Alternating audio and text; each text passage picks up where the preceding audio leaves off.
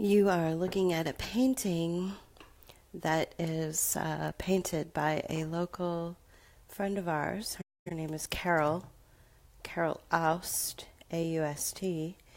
She lives in Berkeley, California. And this painting is incredibly meaningful to me because of how incredibly dark and yet warm it is at the same time. The individual in the painting to me represents maybe a middle-aged woman who has lost her sense of self, and she has found a space, found a place that is inviting and enveloping for her, and a place where she can go and find sanctuary. And if you look all around her, it's very dark, it's very dismal, it's very almost threatening. You don't know what's behind the trees. You don't know what's in the shadows, lurking behind the night sky and the shadows that are encroaching in on the space. But the space itself is light, it's gold, it's warm, it's inviting, and it's shining on her, and it's beckoning her in, and it's basically saying, it's time to come in now, it's time to come home. And this is very meaningful to me, especially now at this point in my life, when I have experienced a rash of rejection from my entire family. 2 weeks before my wedding, 2 weeks before the happiest day of my life, I have been told that through the silent treatment and through covert narcissistic abuse that I'm not worth attending this event in my life, which is a life-changing event for me. And I don't think JP would mind, or John would mind, that's his name, if I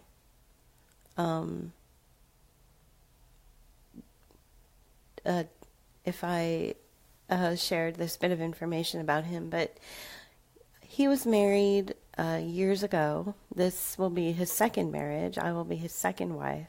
And he was divorced about 7 or 8 years ago, and he recently admitted to me that he was wishing that his ex-wife would be present for the wedding, or at least for the wedding reception, where we're having the wedding reception the day after the wedding. It's an evening event. It's only for a few hours, but it marks, it basically marks the beginning of our life together, and that's where we will be cutting the cake and doing the things like that. We have a band coming. Friends of his are going to be performing. They're just a 3-piece jazz band, but it'll be really nice. It's exactly what you would expect for a small, low-key San Francisco wedding in an art gallery, not in anything super fancy. But he said to me, I wish that my ex-wife would be there. And it's odd that I would wish such a thing. Why would I wish that my ex-wife be there at my wedding reception with my new wife? And I said, well, it's for the same reasons that I wish that my family would be there. Because just like JP's ex-wife, my family has rejected me. And they have built a narrative and built an opinion about me that isn't true. They don't really know the real me. They've decided to believe whatever the narcissist has said about me. They've decided to make up their own minds, which is complete fallacy, which is there's nothing true about it. And by attending this event, it would prove their misgivings about us. It would prove all of that would be incorrect. And the same thing goes for John's ex-wife. She was cruel and cold and standoffish, and like my family, most likely talked shit about him behind his back, and made decisions based on gossip and based on a false opinion of him. And the way to prove all of that wrong is to come to this event and see that there are people that love us, that support us, that want us, that, you know, that inspire us and that we are close to, and that have a completely different opinion about us than what our own families or John's ex-wife thinks about him. And I told him, you know, that's a natural feeling to have, to want this person who was so cruel to you, so mean to you, to file. I mean, she's the one that filed for divorce. He didn't file for divorce. She did. To have this person, you know, who you've dedicated your life to, just say, okay, that's it. I'm done. We're done. And, you know, I feel like in a way that my entire family has been doing this to me my entire life. You know, my whole family, all the way from my uncle to my siblings to my mother, you know, they just have not wanted me in their life. They have not wanted me in their orbit at all. And it's really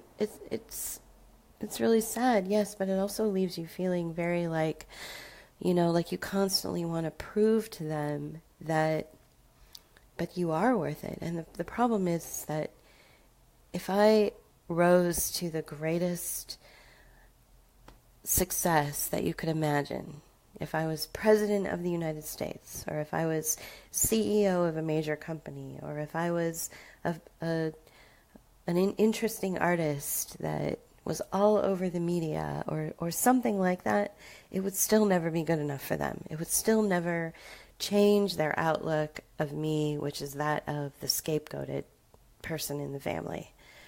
And so when I look at this painting, I think of that. I think that this is a message to the scapegoats out there, that if you don't keep your eyes straight ahead on the prize and into the new life that's ready for you and waiting for you, this golden, warm, enveloping life, then you may be distracted with the darkness. You may be distracted with the gossip and the lies and all of the things about you that are being said behind your back.